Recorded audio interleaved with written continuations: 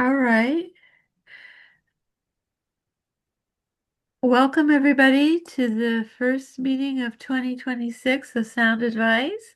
I'm Cynthia Sanderson. I'm the president, and today I am going to turn the meeting over to Charlotte as our discussion leader, and she will be leading us through several workshops. Oh, Mary? Yes. Actually, Cynthia, I'm Toastmaster. Oh, I'm sorry. That's all right. I'm going to We turn it over switched it to up on the club. I'm going to turn it over to Mary, All our right. Toastmaster. Thank you. Thank you, Madam President. Welcome, Amy. And I think I heard that this is your first meeting to Sound Advice. Is that accurate? Yes, that's Okay, correct. so I'm going to just take a minute to explain that because we're a little different from, I think, any other club that I've been part of. We focus on leadership specifically, and each year for the past 3 years at least, we've taken a specific theme and explored that theme throughout the year. This year, our theme is change, managing change and all the different aspects of change. So we begin our meetings with a warm up, a topic warm up, because we don't have table topics during this meeting, but we do like audience engagement. So we have audience engagement a couple of different times during the meeting, beginning with a topic warm up. James will lead us through that, where we are either we'll be in small groups or we'll do it as a whole here. He gets to choose. He knows how much time he's got for that, so he'll figure that out. Then we've got a couple of speakers tonight. They're both taking about 20 minutes to explore an in-depth aspect of their speech, their topic. We will follow, Charlotte will follow that with some round robin feedback for Melissa. Then we do an evaluation of the meeting, and we have a takeaways portion where we ask everybody to share something that they're going to take away as a result of tonight's meeting. So there's opportunities to communicate, participate, and speakers, if they want specific evaluations in terms of an evaluation form, we can match them up with somebody to evaluate them, but we typically don't do it during the meeting. So with that, our topic tonight is, went out of my head just now, but I'm sure it will be know thyself in transitions. So Charlotte has organized tonight's meeting, but she's got a lot going on. So I said I would do the Toastmastering of the meeting itself. So I'm going to ask James to share with us what is our topic warm-up question tonight. Yes, thank you, Mary. This is one of my favorite parts, actually, of sound advice culture and tradition. We really get to connect one-on-one for a bit, kind of like you're coming into an in-person meeting and you buddy up with someone and say hi and you get to be welcoming and everything. It's super awesome. Sets the tone for the entire meeting. So we're going to go in breakout rooms, and each person will have 4 minutes in your breakout room to discuss the prompt of what have you learned about yourself in the last year. The new year is a good opportunity for reflection and about identity. So what have you learned about yourself in the last year? And we're going to come out of those breakout rooms. We're going to have a lot of time for everyone to give verbal reports. So we're going to type up something that you took away from what you shared or what your partner shared in the chat. Don't hit enter. Once everyone has entered in, they'll all hit enter at once. So we can have some great little nice chatterful. It's a lot of fun, and we can pull some highlights out of that and roll on forward. So I will open up the rooms, find your partner, and share what have you learned about yourself in the last year.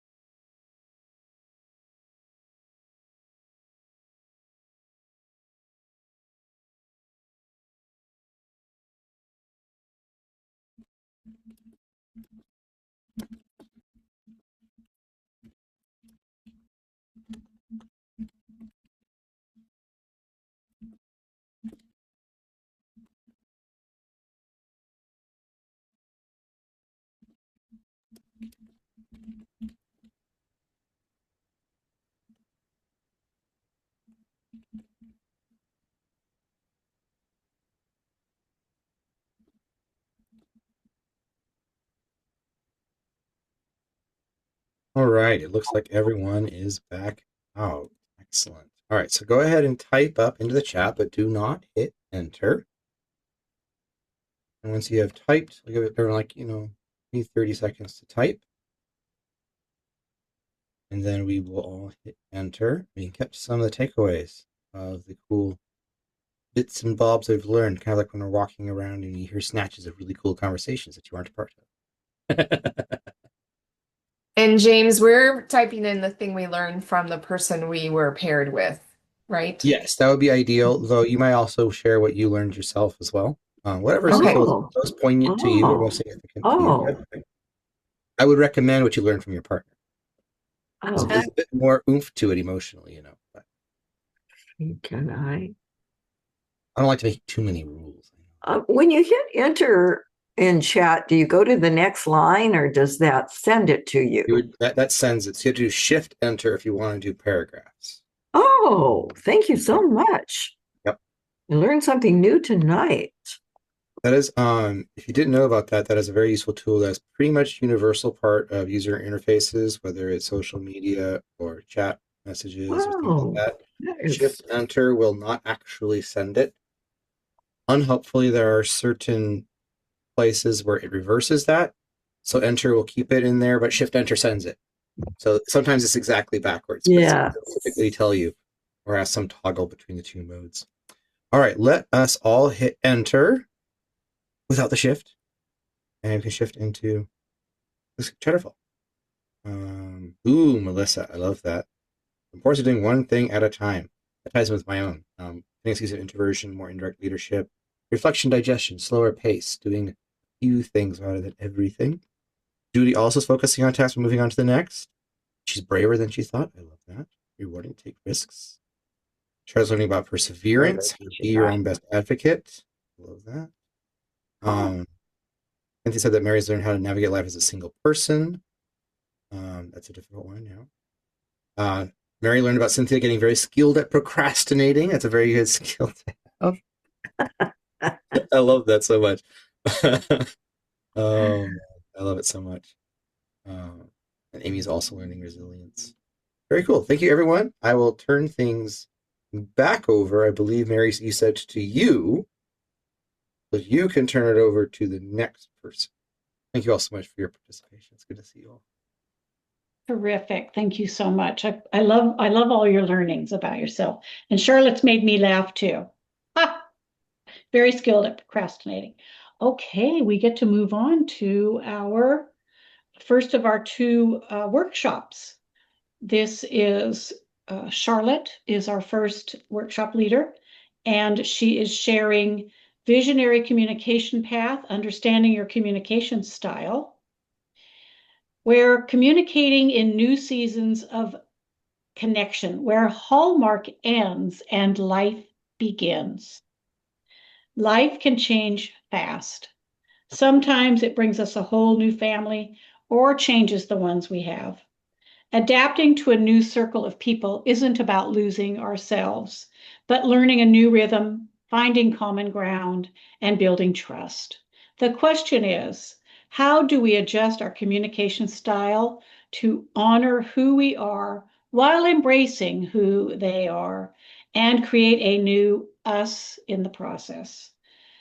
We're going to join Charlotte after a few minutes in a frank discussion about where hallmark ends and life begins. Welcome, Charlotte. Point of order, Madam Toastmaster, I've forgotten already. Charlotte, were you 5 to 7 minutes, then 15 to 20? No, it's just the 15 to 20. It's just the 15 to 20. Thank you. Sorry for the interruption. It's okay. So, know thyself in transition. According to our website and what we've heard tonight, that's the byline. And let me tell you, it could not be more fitting for me to have chosen months ago.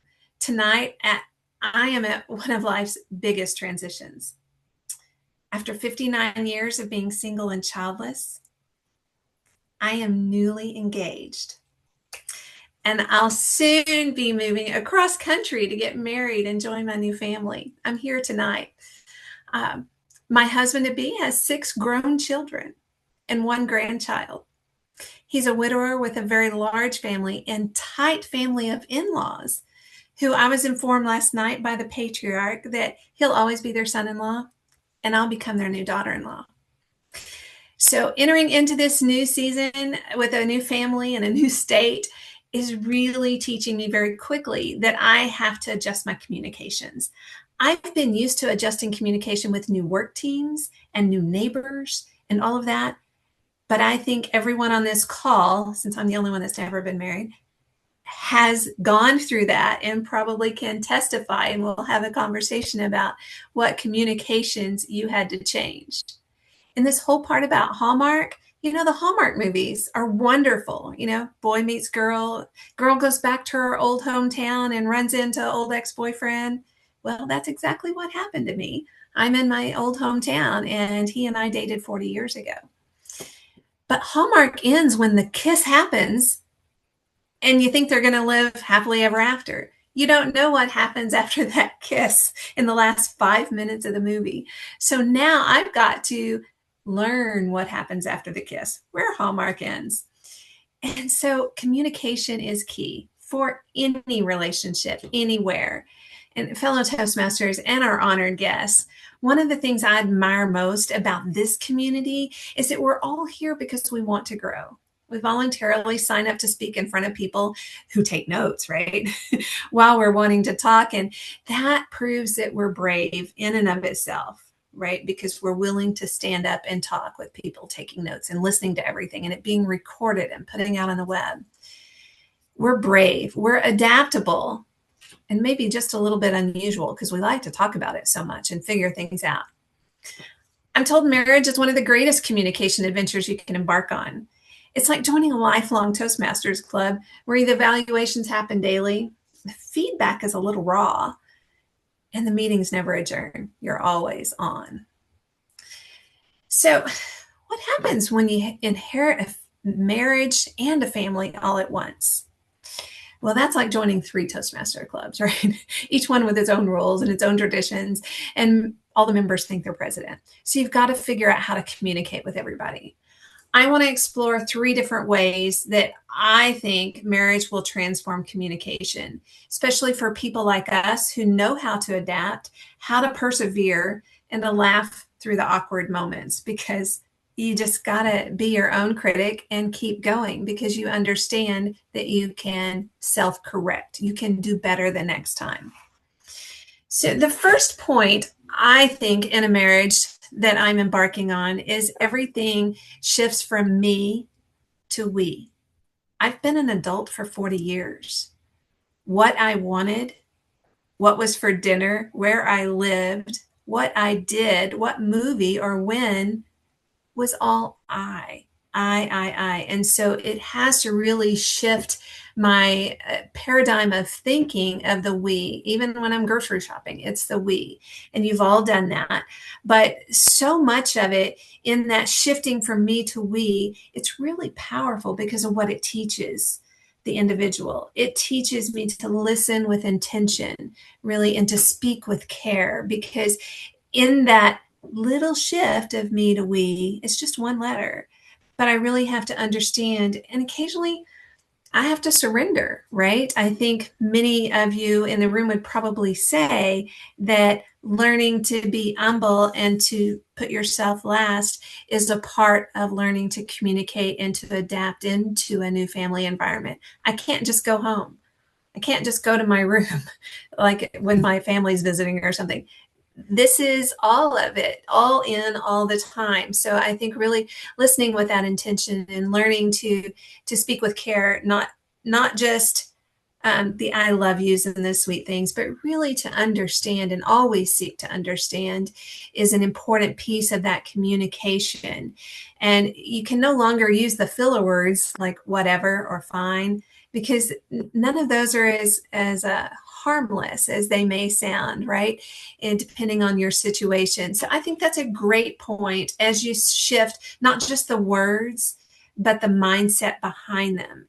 In my teams, I often try to say us and we, and it's a concerted effort that builds us. And in the military, it's a troop, right? It is all of us guardians, the whole force, the mission that we have. You use all of these powerful words for a reason, because it builds that unity and it brings us together as a team. So even in my conversations today, talking with a realtor, because I'm here looking for a house with my betrothed, and we are figuring out what we want together. The realtor asked about likes and things that we want. And when I was telling him this, I said what I want. And he said, "Did you hear that?" And I corrected it, because I don't know everything he wants. So I'm always having to lean into that side very purposefully now, just like I would with a new team, but it's different. Marriage is so different than the work teams that I've had to adjust to over the years. So that's my first point of understanding, me to we, and what that means. And I don't have it figured out yet. Certainly don't think I'm here to tell you as an expert of what it is. I'm just planning ahead because I'm a planner and I like to put it out on a piece of paper, in true outline form, 1.1, 1.1.1.5, all of that, because I need to have a plan, because I want a plan to succeed, not to fail. So my second thought, as I'm considering all of this marriage part and the transitioning through life and understanding what changes in my communication I'm going to have to make, is about inheriting the family, right? It's not just one person, and it's not a young person. We're not 18 like when we first met. We've had a lifetime to build our own styles, and we're trying to understand what that looks like for each other. So it's about the entire culture of communication within the family. 6 adult children, who 3 of them are now married and starting their own families, and with the in-law family. So you've got different dynamics for each, and adapting to this new family will teach me the flexibility. It'll teach me a curiosity. And if I can remember that, I'll probably do better, to always have that curiosity about people instead of an assumption of how my family of origin works. I have 12 brothers and sisters, lots of nieces and nephews, and we communicate very differently than what I've already seen with my new family. So I can't make assumptions. I need to be curious about them. And that's how you get to know people that you've not spent much time with, is the curiosity factor. So it also teaches me that there are so many different ways to express love. Just watching them, I can see some are through words, the I love yous, the actions, acts of service that people do, the 12 languages that we've all heard about. Or it could be sending you home with 14 different containers of leftovers. So there are just so many ways.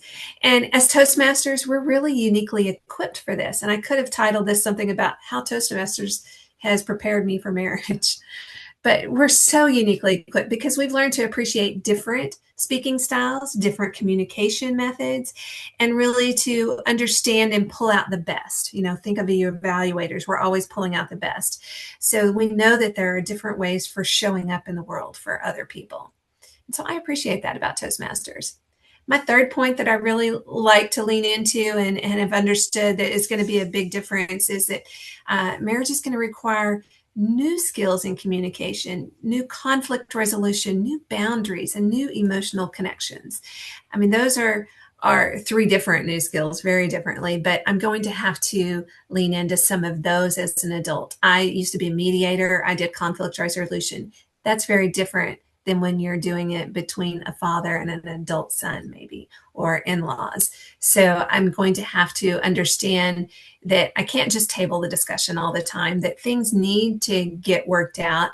And, maybe they're saying that's not what I meant over and over and over. And I need to lean into understanding, be curious and ask the questions, right? Along with boundaries as a new skill. I'm going to have to learn to balance mine and my spouse's with the rest of the family, because it's all built in, and we need to know when we need time as a couple, when I need Toastmaster time, when I need work time, and him the same, because we are full-fledged in our lives and going strong in all directions. So it's like juggling. except the balls have some opinions and some group chats going on. So as those communications ramp up rather, and go into group text with a family, or FaceTimes or Zoom calls with a different family, or maybe it's just drop-ins all the time that I'm not used to, having been single. It's about finding those boundaries and figuring out how to work it. So new communication skills can be learned. The final new skill, that emotional connection, is going to be a tough one, because I have learned in my 40 years as an adult how to be strong, how to make things happen, how to roll with the punches of whatever does happen, because I've always got to figure it out. It's like Marie Forleo, everything is figure outable. That's my adult life, and that's all I've known. And so I need to be vulnerable and ask for advice and allow help, and know that when I mention something, I need to be ready for something on the other end that tells me how to do it. Many women need to vent things, and we're not ready to be told how to fix it. We just need to be heard. So I still need to be vulnerable and hear that communication. It's not everything I want. It is not just information, but it's emotion, right? And so I can't just share on one level. It's multidimensional. And it's not just schedules anymore. It's about dreams and sharing those with somebody. It's not just frustrations that I may have, but it's the gratitude I need to have. And that's where the inspiration lies. Because when you communicate honestly and with your heart, you build something stronger, much stronger than just an agreement. You really build that connection. And I know through the time that we've known each other, to even build up to this engagement, that's what we've built toward. But now I've crossed that line, and I'm looking very forward to this marriage. I cannot share that enough with you. But marriage and inheriting a family, it's going to reshape my communication in profound, truly, sometimes hilarious, but always meaningful ways. So we're going to push the me to a we. I will evolve. The family will immerse us in new communication cultures. I will learn. I'll stretch. And they'll challenge me to grow in conflict and boundaries and these emotional connections. But hey, again, as Toastmasters, I'm ready for this. And I'm ready for you to join me on the journey, because we know how to adapt. We know how to persevere. And we know how to turn every communication into challenge. Every challenge into an opportunity for growth. So whether you're married or planning to be like me, or navigating some new relationships in a newly retired life or a new neighborhood, remember this, that we are all communicating. And communicating isn't just a skill, it's a bridge, right? And every day, every single day, will bring new opportunity to strengthen that bridge with courage and with humor, and always with heart. So that's where the Hallmark movie ends and my life begins right now. I've had the kiss. What next? Toastmasters, I would love for an opportunity to hear from you. We'll have takeaways and some feedback and question time, but I'd love to see in the chat from you what it is you learned, maybe way back when, maybe recently, whenever you married your current spouse or your last spouse. What was a big communication difference you had to make? Maybe that was a surprise. Tell me in the chat. Gonna have to open that screen, so pardon me, our chats are separate.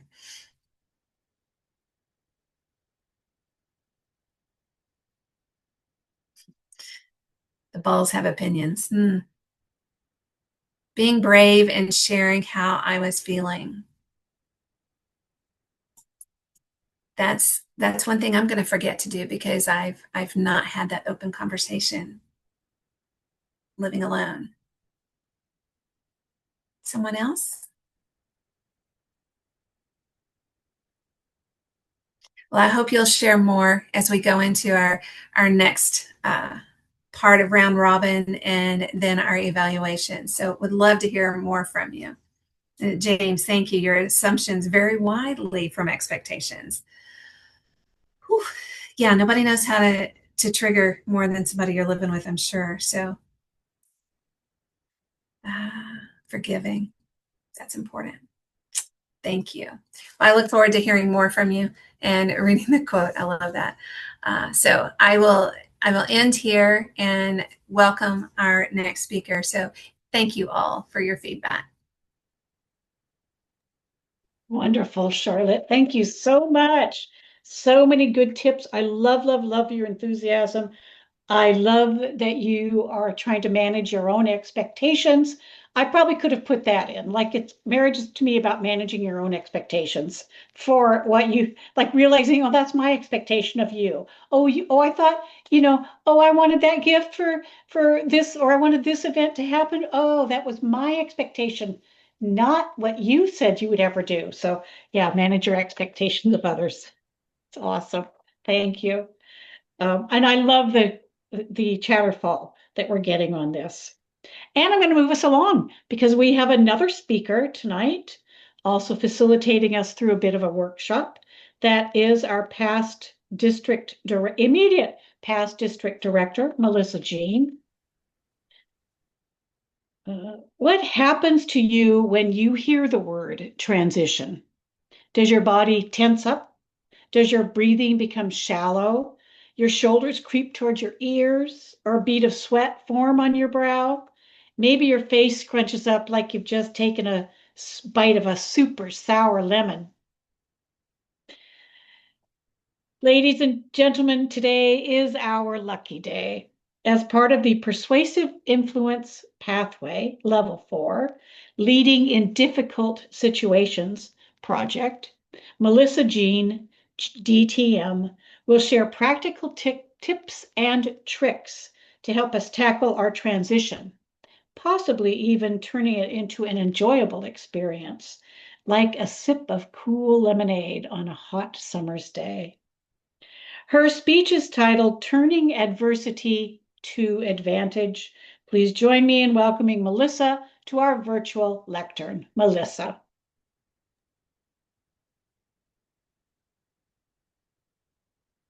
Thank you. Thank you. Thank you. I realized that I had not unmuted myself during the intro. I just love it. Thank goodness this is a safe place to practice speaking. Ladies and gentlemen, the fact is we have been maneuvering through adversity or transition since the day we were born. One could even say since the day we were conceived. How we approach transition all depends on how we view, perceive, and work through the events. Some transitions are easier, like planning for and going on that dream vacation, or getting married, or earning a promotion. Other transitions are significantly more challenging, experiencing the loss of a loved one, or maybe the unexpected employment termination. I'd like us to start right off with some audience interaction. On a piece of paper, I am challenging you to write your name 3 times with your non-dominant hand. I'm left-handed, so I want you to put your writing utensil in your non-dominant hand and write your name 3 times.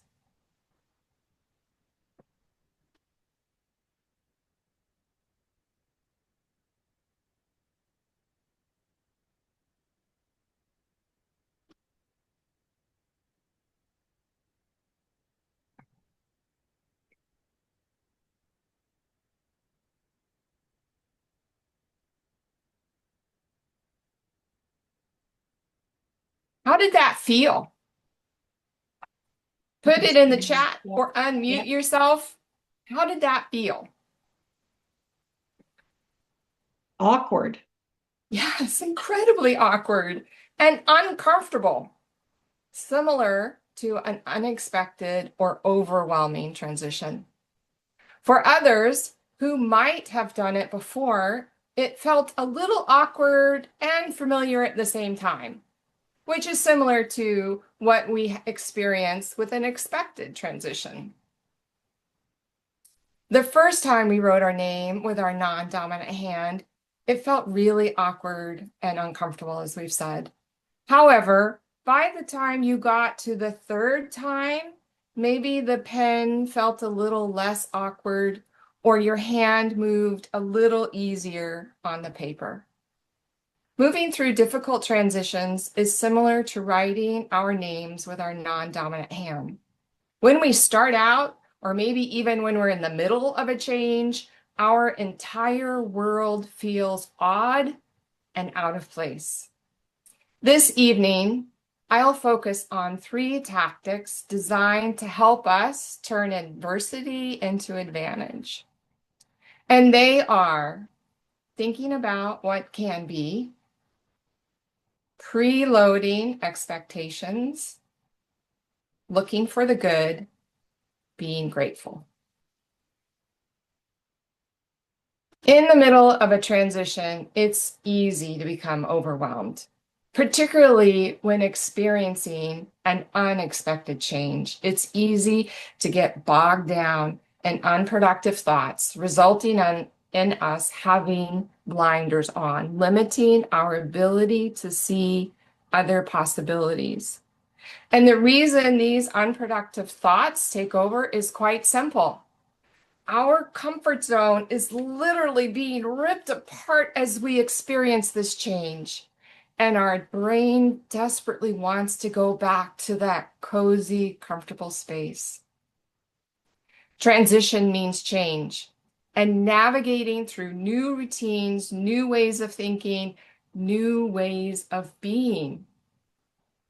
Similar to writing our name with our non-dominant hand, transitions are awkward.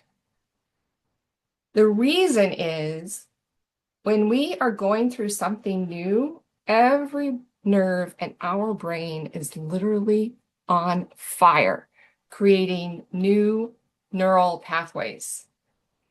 Neuroplasticity is the brain's ability to create new connections or synapses between neurons. Repetition strengthens the connections, forming new neurons through a process called neurogenesis. I bet when you logged on tonight to the Zoom meeting, you did not realize that you were going to get a science lesson. And you might be thinking, Melissa, what does all of that mean? You lost me at neuroplasticity. It means transition is good for us. I said it. Transition is good for us. Transition forces us to expand our opportunity zone, move through what was to what can be. Now you might thinking, how do I focus on what can be when my brain keeps replaying what was? And I have now noticed that I have a green card. Judy, is that left over from the first speaker or have I already gone over time? My understanding was to give you green at 5, yellow at 6, red at 7, and then green at 15, yellow at 18, and red at 20. All right, fantastic. Is my understanding. Thanks. Is that okay? Yeah, that works. Yeah. Okay. Thank you. When your transition begins to feel overwhelming and negative thoughts are taking over, it's time to replace those thoughts with I can statements. Einstein is quoted to have said, the solution to a problem cannot be found with the same thinking that created it. We need to change our thoughts from, oh my gosh, to yes, yes, I can. Think about now a current challenge that you have. What part of that transition seems insurmountable, like a hurdle you can't overcome? On the piece of paper where we wrote our name, or on another piece of paper, think about that hurdle and write one I can statement. One task that you can do to overcome that hurdle.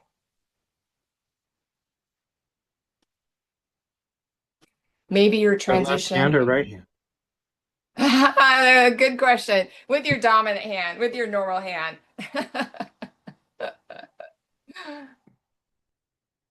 Maybe your transition involves downsizing to a smaller house, and the idea of sorting and boxing all of your stuff is simply too much.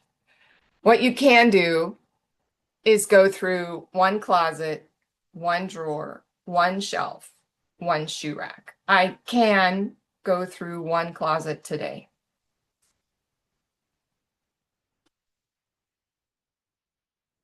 Starting with these tasks and thinking about what we can do helps us build momentum to actually be able to transition through the adversity.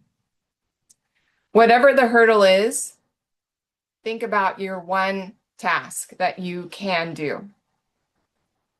Remember, maybe in the middle of your transition or where you are now, you might be feeling that your retirement finances aren't hitting the mark. Well, one step you can do is you can add 1% of your gross income to your savings. I guarantee you, you will not miss that 1% today and will absolutely rejoice when you check your savings account and see that incremental 1% increases. Or maybe you can even think about another I can statement would be, I'll start dog walking. It's relatively easy, has multiple benefits. So your statement could be, I can start dog walking. How we make the I can statements stick or be repeatable is my next tip. It is by rewarding ourselves when the task is done. Humans love rewards. I love rewards. When you've cleaned out that one drawer, reward yourself. Add a little bit more time to read a book or watch a movie or have coffee with a friend or a loved one. Or you might consider paying yourself for completing that task. I have a daily goal of being sugar-free. Most days, I set the stage by looking in the mirror and stating, I can be sugar-free. I am sugar-free today. I earn $1 every day. I successfully follow through with that simple statement. Another idea for successful I can statements is to create a vision board, a visual display of the end result of what can be. We've heard a picture is worth 1,000 words. A vision board is worth 1,000 yes, I can images and words. And we're going to see how talented I am. I'm going to, could someone turn on sharing requests real quick? My apologies for not remembering to ask for that.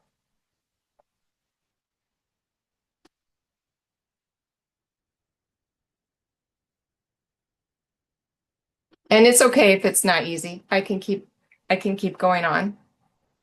You got it. Super. Thank you. I have a vision board that I spend time with looking at. And you can see that my vision board is predominantly words because I use these words to create I can statements. For example, in the lower left-hand corner, you see I am engineered to push boundaries. My I can statement is I can push boundaries. You create the vision board that fits you. What I can say for certain is that it will help you to stay focused on your I can statements. One more technique I use is creating affirmations.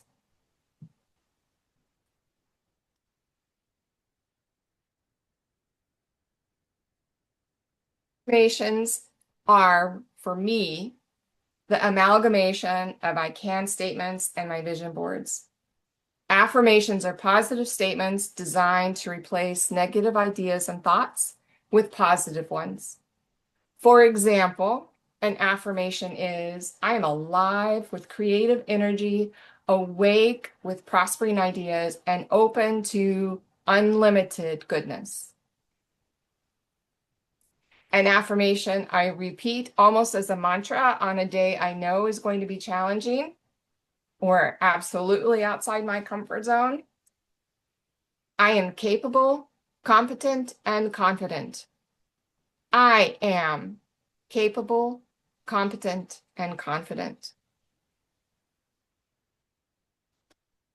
Looking at my vision board with the engineering statement, I say, I am engineered to deliver consistently exceptional work. I am engineered for greatness. I am engineered to push boundaries. Henry Ford is quoted to have said, whether you think you can or you think you can't, you're right. During any transition, think about what you can do versus what you can't do.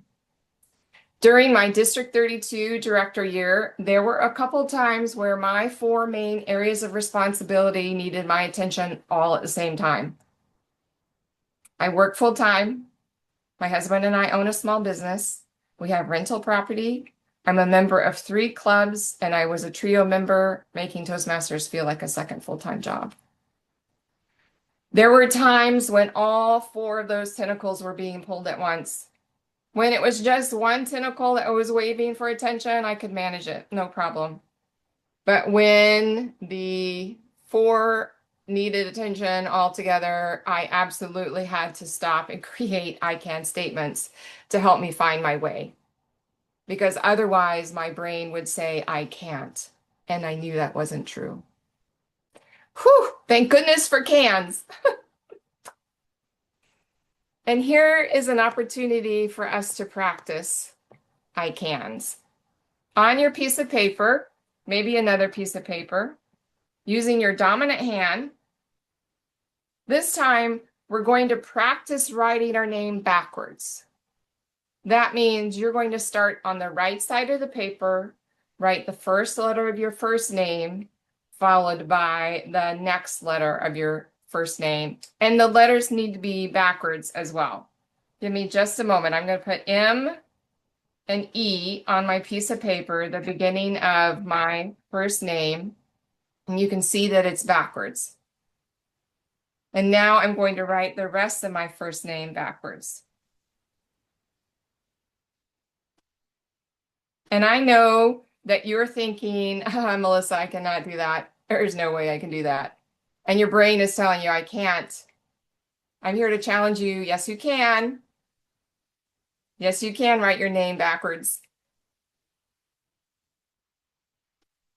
Oh man, was that challenging and uncomfortable. And yes, a fantastic example of yes, you can.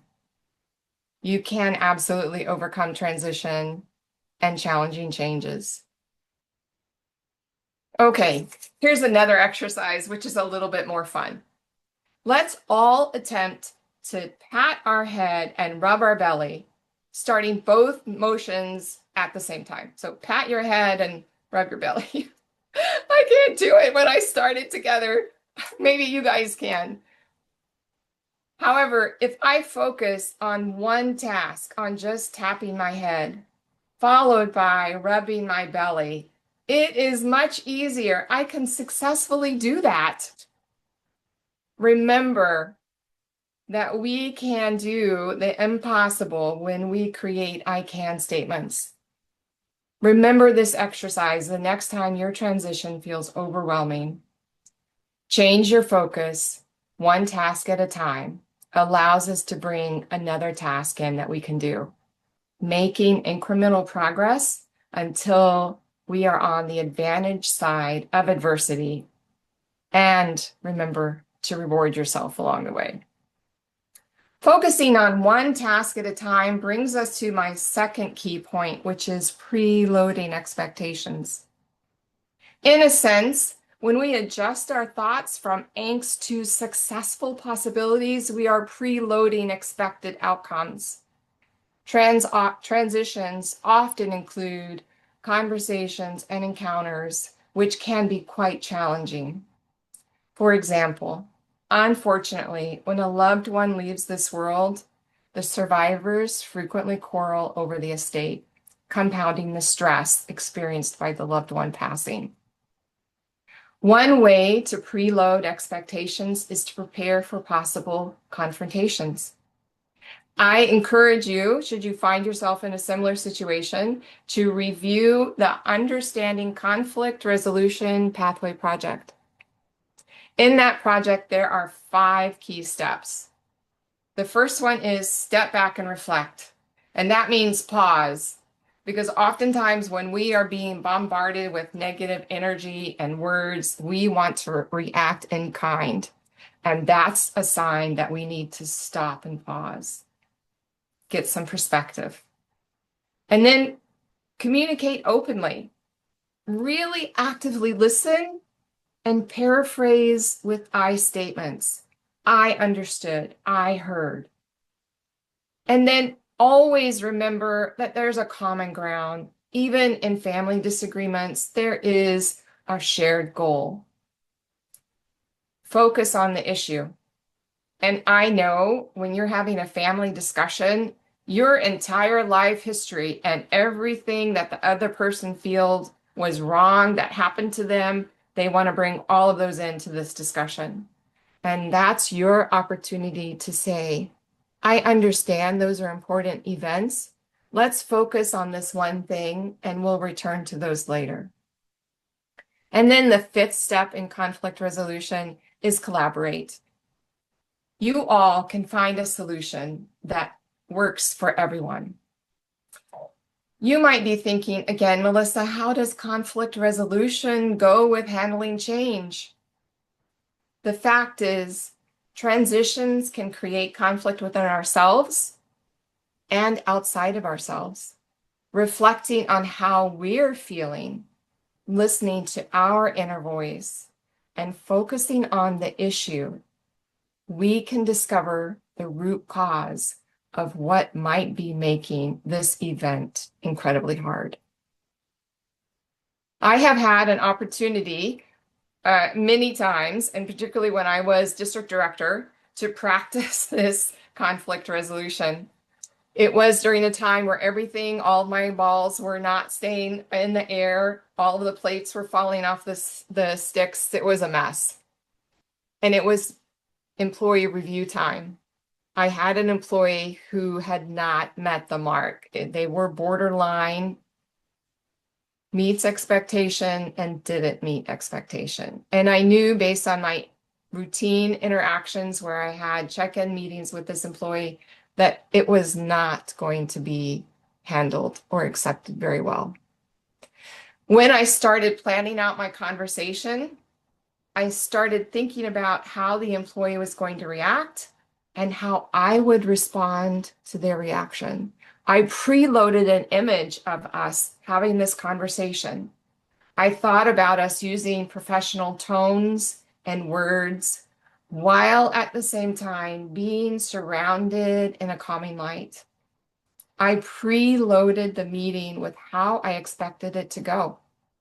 And I used the conflict resolution project to help me prepare, practice, and transition through that difficult situation. A moment ago, I shared that I have a daily goal of being sugar-free and that I reward myself with $1. The way I preload that expectation is by paying myself first at the beginning of the day. Because I found if I paid myself at the end of the day, it allowed me to say, oh, I'll be sugar-free tomorrow. I can have this cookie. Oh, I'll be sugar-free tomorrow. I can have this piece of chocolate. Where if I prepaid myself at the beginning of the day, I had already earned the money, and I definitely did not want to take that $1 bill out of my piggy bank and put it back in the till. Remember that rewarding ourselves is really important.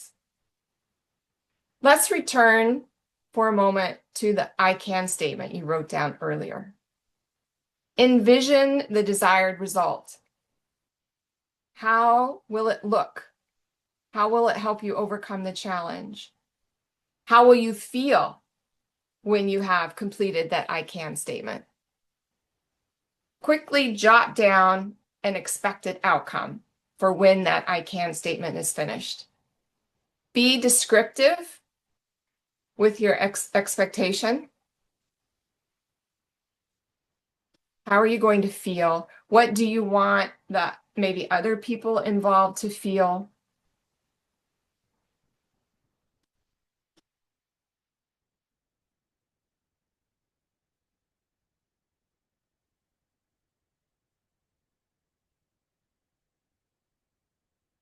I frequently preload my expectations because what it does is it helps me to focus on what I want versus what I don't want.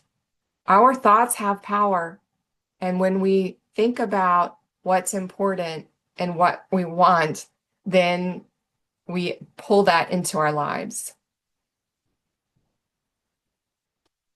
I also, as you saw, like creating a vision board using words because that helps me focus on what I want the end result to be. Affirmations are also helpful because they help me remove the negative thoughts and reactions and preload the expectation that I want for that event. Like my statement that says, I am capable, competent, and confident. Those are 3 competencies/skills I want to preload before I experience a challenging day. By preloading the expectations into the conversation you're going to have, you actually are doing a couple things. First of all, you're practicing maneuvering through the challenge.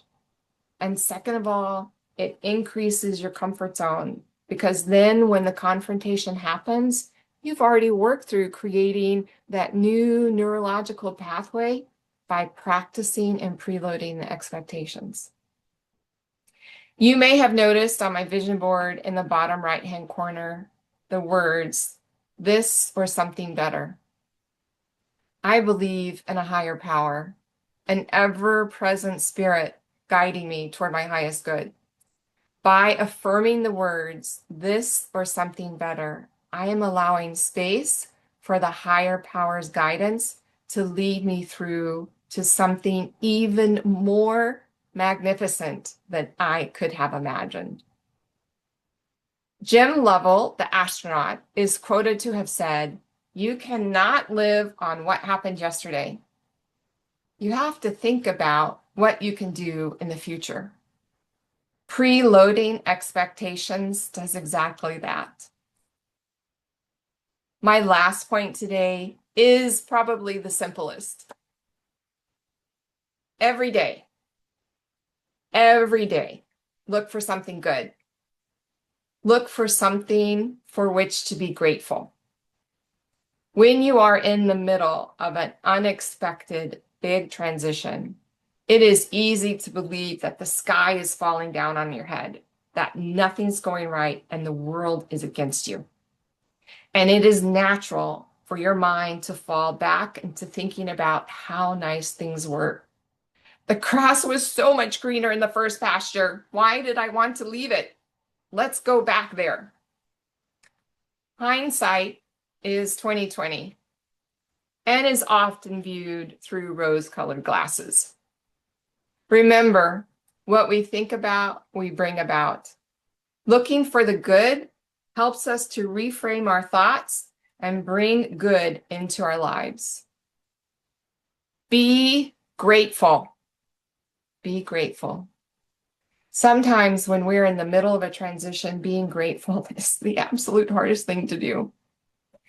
You may have heard someone say, be thankful in all things. The quote is, be thankful in all things. It is not be thankful for all things. Be thankful in all things.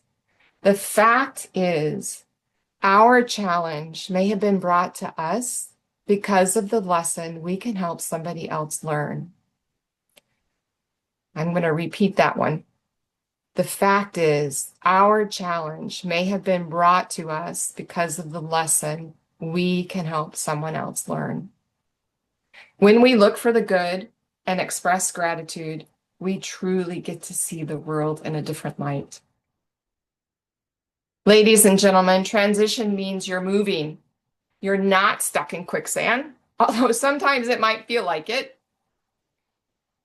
Another thing you might not realize is We decide how we're going to react to change. We decide whether it's a good or a bad change. The next time you feel overwhelmed or angst about an impending change, I challenge you to pause, to think about and employ what you've learned tonight.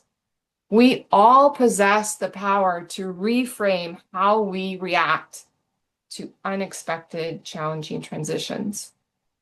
You can successfully navigate through whatever it is that's creating your challenge. Remember, focusing on one task at a time, we can accomplish amazing, awe-inspiring feats. Preloading expectations by concentrating on what we want versus what we don't want helps us bring us into fruition and bring our desired outcomes into fruition. Along those same lines, look for the good. The cliche, every cloud has a silver lining, is true. We have to look past this dark, gloomy thunderstorm clouds for the rays of sunshine that are beaming through them.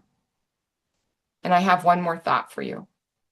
A couple of months ago, I heard Jenny Clark present Leading from Where We Are. She talked about, in her presentation, she shared an idea which was quite profound to me. She encouraged the audience to stop subscribing to others' prescriptions. A prescription is what someone else has said or told us about who we are. A subscription is what we believe to be true based on what's been subscribed. When we stop subscribing to what we were told, what's been prescribed about who we are, we get to accomplish fantastic feats. We experience exponential growth. Whatever type of adversity you are experiencing, choose to subscribe to your highest good. Taking one task at a time, you can successfully maneuver your way through the change. By preloading the desired outcomes and looking for the good, you will absolutely turn that adversity into an advantage. Back to you, Madam Toastmaster.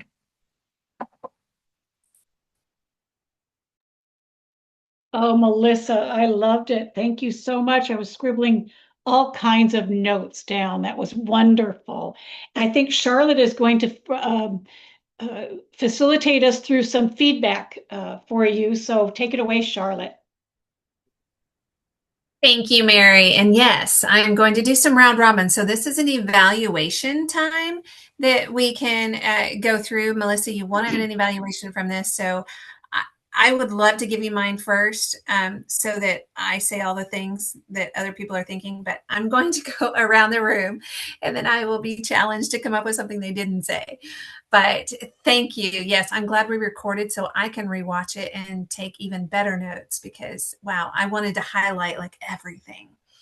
So let's start with Miss Cynthia Sanderson, our president. Could you give us both some evaluative comments for both of ours? And it's okay if you want to do Melissa first and then me or whichever way. We will hear you. Thank you, Charlotte. I will start with you first. First off, congratulations. That's always good to hear.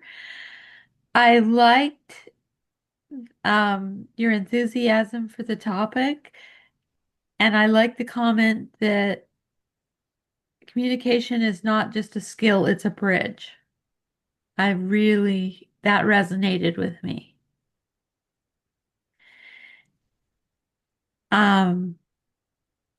I liked what Mary said about marriages managing expectations. I think that's very true. And I think if you write anything down tonight, should write that down and circle it because as from someone who has been married for over 20 years, that is very, very true. For Melissa, I thought I liked her um, reward yourself when the task is done. I don't do that, and I think I should. I thought that was a great thing. Transition means you're moving. I like that too. And look for the good. And I didn't think I'd come to a Toastmaster meeting and have to write my name so many different ways, but that was fun. Thank you. Thank you, Cynthia. Appreciate that. Judy, may I call on you next to give some evaluations of the speeches themselves? Yes, thank you, Charlotte. First for you and then for Melissa. You were both excellent. Charlotte, that was very well organized and well delivered. One thing you can watch is that you have a tendency to say right after you've made a point. I think I caught right 3 times, so just watch that. But keep up that great enthusiasm and good organization, especially, and congratulations. That's really wonderful that you have something so wonderful to be enthusiastic about. And Melissa, I got a lot out of your speech also. I did not get all 5 points of the conflict resolution. I got 4. So I don't know if that's a place for me to improve. I was trying to listen very carefully. Maybe that's a place where you could make sure each one is clearly enunciated. But again, very well organized and very inspirational. Thank you. Back to you, Charlotte. Thank you, Judy. I'll call on James next. James, will you share your feedback and evaluation for our speeches, please? Yes, absolutely. I was delighted by both of them. They were so rich and information dense, but also approachable and so much storytelling at the same time. I personally struggle a lot with balancing information with storytelling, and you guys both did an excellent job, the area in which I struggle most. So well done. You can learn from you both. There's one bit from Charlotte that I particularly liked. It was your posture. You're in a different space, you're working in a different environment, and you had a very polished, enthusiastic, professional demeanor. There are a couple points I noticed when you leaned back in your chair, and it brought this comforting conversational element into it without being distracting or losing the posture, the presence of the screen. And there's something about the way you did, I don't know exactly what it was, maybe go back and watch it, analyze your lean back. There's something about the way you kind of settling back into the chair and a particular point to emphasize a particular emotional inflection that I noticed, like, oh, that was really good. I like that. That was awesome. Melissa, you know me, I love experiential education and stuff you have people do. So many times in workshops, we have a lot of talk, and I do love talk workshops because I like talking. But having people do things while you were working through them to illustrate, to make it their own and have a tangible thing at the end was, one, time efficient, helped engagement without losing control of the room. And it was something that we were able to immediately put into practice that made it part of who we were already. Like a new challenge was a beautiful way of illustrating what you were doing. So full marks for that. I loved it so much. I'm going to borrow some of those exercises actually. Great. Thank you, James. That's good feedback to notice the little nuances. I appreciate that. Things to watch for. All right. Amy, would you like to share with us your evaluations? Yes. First, Charlotte, I thoroughly enjoyed your speech. The title caught me, Where Hallmark Ends and Communication Begins. I was wondering, Hallmark, what's that got to do with it? But as soon as you revealed that you were engaged, it all made sense. And you are going to experience 3 major transitions because you're moving, getting married, and inheriting a huge family. Wow. I liked how you talked about how that would shift your focus from me to we and how your communication is going to have to change. And I recognized a lot of what you were saying because I think as your marriage gets longer and longer, I just celebrated my 40th wedding anniversary. you're still working constantly on communication. And I liked when you said you had to be your own critic and self-correct, because you do have to evaluate how you're communicating with the family and your spouse and the whole dynamic there. So I really enjoyed your speech, and I took some good points on communicating interpersonal relationships, family, spouse, and just communication in general. I took some pointers from your speech. Melissa, your speech was wonderful. The exercises were a challenge.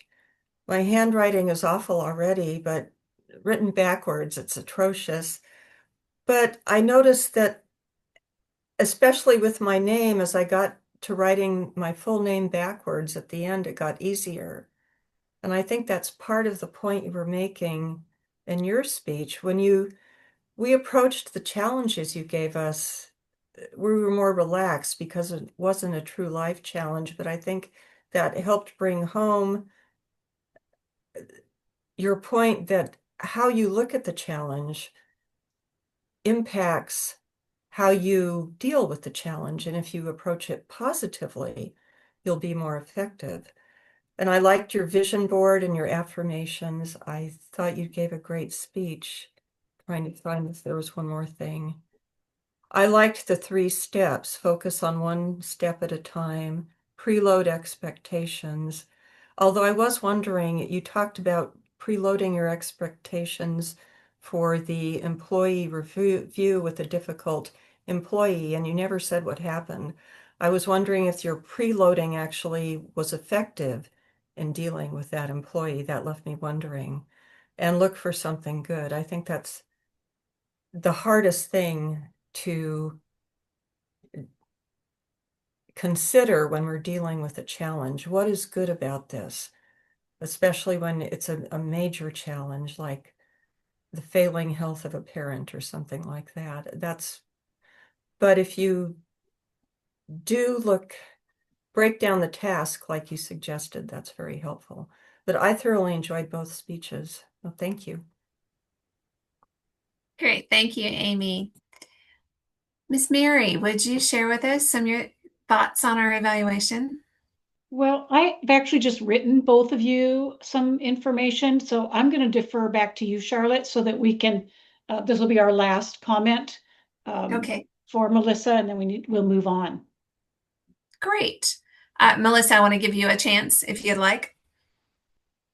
Would you like to evaluate?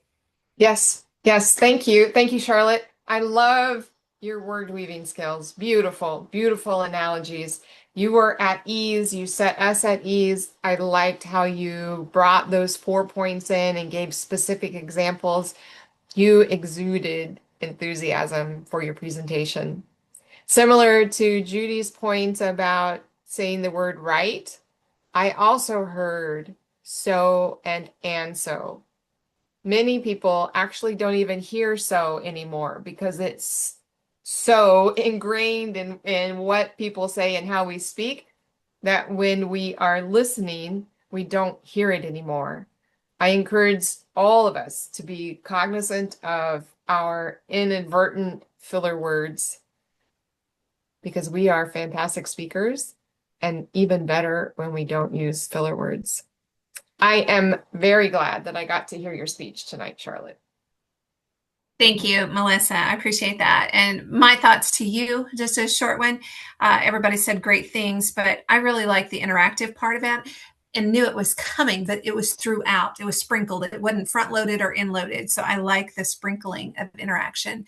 And the way that you started us out in the beginning with the chemistry stuff, I mean, it made me dial in a little closer, like, oh no, I don't know this stuff. So it made me pay attention from the very beginning. So that was really well done. Did have some trouble with your vision board. You said look in the lower left and some of the words were off, so I couldn't read all the words on your vision board. So just a thought about how to show that best. And I don't know if it was on purpose. Your AI gestures are enabled. So when you were talking up, it raised your hand. It could be an emphasis or it could have been a mistake. So just a thought in that. But thank you. Very well done. I so appreciate you coming and speaking to us tonight. And thank you all for your feedback. So I will turn it to our Madam Toastmaster again, please. All right, thanks, Charlotte. We're going to move right into our general evaluation, followed by our timers report, and then James, as long as you could wrap up our takeaways by 6:55 for us, that would be fabulous. 5 minutes to the hour. Okay, so take it away, Cynthia. For general evaluation, we did get started a little bit late, but that's okay. We talked about it. James, I thought your first part was great, asking us to come up with what we learned from the last year. That was a challenge for me, but it was fun. The speeches were fabulous. Both were well done, and I'm excited about the future for Charlotte. I think that's awesome. I I like the round robins. I like that we did for both a round robin evaluation. We don't always do evaluations in this club, and it was fun and helpful. Um, I was a little confused about the timing, and maybe we could get that a little clearer up front. But other than that, it was a great meeting.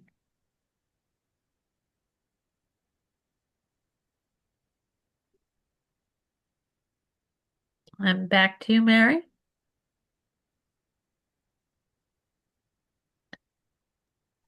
Judy, for the timing report. Yes, please. In the interest of time, I'll leave my green up. Charlotte's presentation was 15 minutes, 19 seconds. The portion of Melissa's that I understood was to be 5 to 7 minutes was 10 minutes, 35 seconds. The portion that I understood, whether I understood correctly or not, was to be 15 to 20 minutes was 19 minutes, 20 seconds. And Cynthia, your evaluation was exactly 1 minute. Back to you, Mary.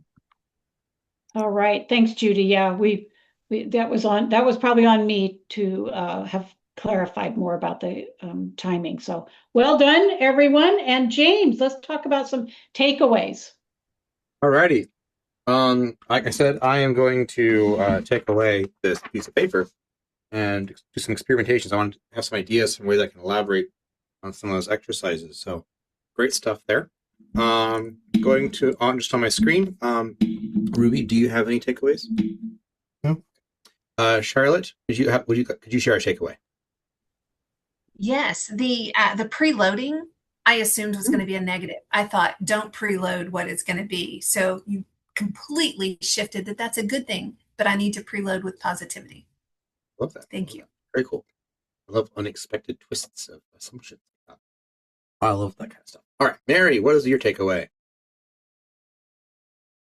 I have one for each of our speakers. Sure. My quote of the day, how Toastmasters has prepared me for marriage. Like, come on, folks, that is the best selling point for, many people, I would think. Like, that's an awesome, I love it, Charlotte. Thank you. And I also love the idea of paying myself first. I have a couple of areas I'm going to use that, and I might have to up the ante from $1. I admire you for that. But I also really appreciated the different thinking about preloading expectations. I've kind of heard that concept before, but I love the idea of preloading your expectations they'll help manage them too. So thank you both for that. Love it. I love it.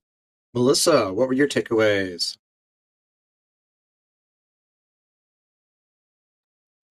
Charlotte had a great reminder, speak with care. Particularly sometimes when we're in a transition, it's hard to remember that. So that's what I'm taking away. Speak with care. Cynthia, your turn. I think marriage is managing your expectations. That really spoke to me today. And transitions means you're moving. Back to you, James. Yes. I think she likes my breath mint. Or she really liked that point. Either way, I'm not sure. Amy, your turn. For me, the focus of both speeches kind of built on a speech that a Toastmaster gave in my home club on Tuesday, where he talked about choosing discomfort because there's no growth in a comfort zone. And I thought the two transition speeches built on that. With Charlotte, I like the way you talked about how you had to adjust your communication style depending on who you were communicating with in your new family. And Melissa, I liked your vision board and your affirmations, capable, confident, and competent. Those are my takeaways. All right, Judy, you are. Oh, I got so many from both ladies. I have 2 pages of notes. I'll summarize with one for each of you. Charlotte, I really appreciate your point that when you're in conflict with someone or you need to understand someone, be curious. This wasn't the first time I heard it, but it really bears repeating. That really does help me to just step back and listen with curiosity. And learn what's really happening rather than jumping to conclusions. And Melissa, I really appreciate that you clarified the quotation, be thankful in all things. And it reminded me of a conversation between two famous people. They're somewhat controversial, so I won't mention their names so that we can just focus on their points. One of them was, well, I think he was trying to say what Melissa was saying, be thankful in all things. And the other one wanted to make sure he understood and said, are you thankful for your mother's death? To which the other person responded, I'm thankful for her life, which that was a good way of showing what that means, be thankful in all things. Back to you, James. Awesome. Thank you. I love how much I'm still getting over a cough from Christmas, actually. Thankfully I have my voice back. I lost that for a few points, and that was just traumatizing for mostly just myself. Everyone else was very happy, I think.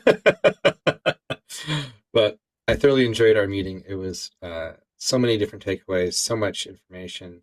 And I think I could have done a lot more of takeaways, but I was going to reflect on the early ones from the intentions that we set and things that we learned about ourselves, how many of us were trying to focus on more than just one thing at a time.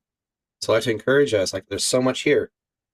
We can only really act on one thing at a time. So take away a thing and focus on that. Maybe set them a sequence or something like that. But focus is the only way we can make progress. So back to you, Mary.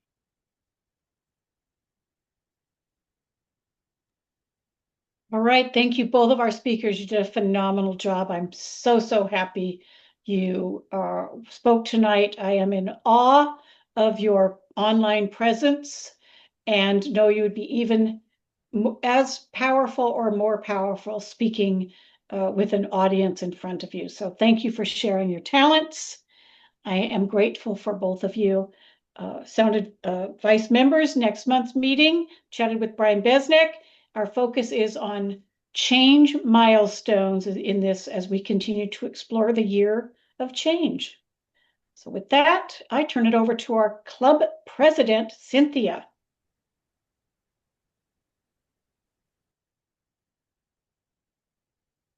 Got to unmute first.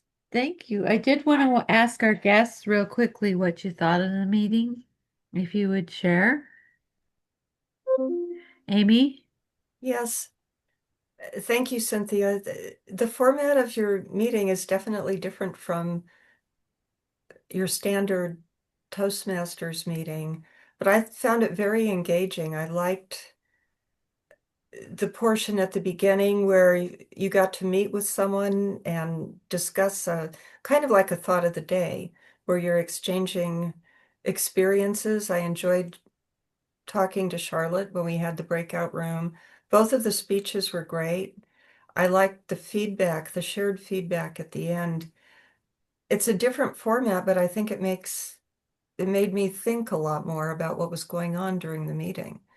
And I found it to be very interactive and enjoyable. Thank you. Melissa Jean? Amy, that's hard to follow because I agree with everything Amy said. One of the things that I love about being a Toastmaster member is all of the people that I get to meet and interact with. And it is a joy to be with you all. I know that I've been invited to join Sound Advice. I am still a member of 3 clubs. 3 clubs needs to be my limit. I know many people can handle more than that. Three clubs is mine. Thank you all for a fantastic evening, and absolutely thank you for the invitation to speak tonight. I truly appreciate it. Thank you. Okay, guests, if you want to, you can stay, but we're going to have a little bit of a business meeting. Members, you need to stay, so don't be signing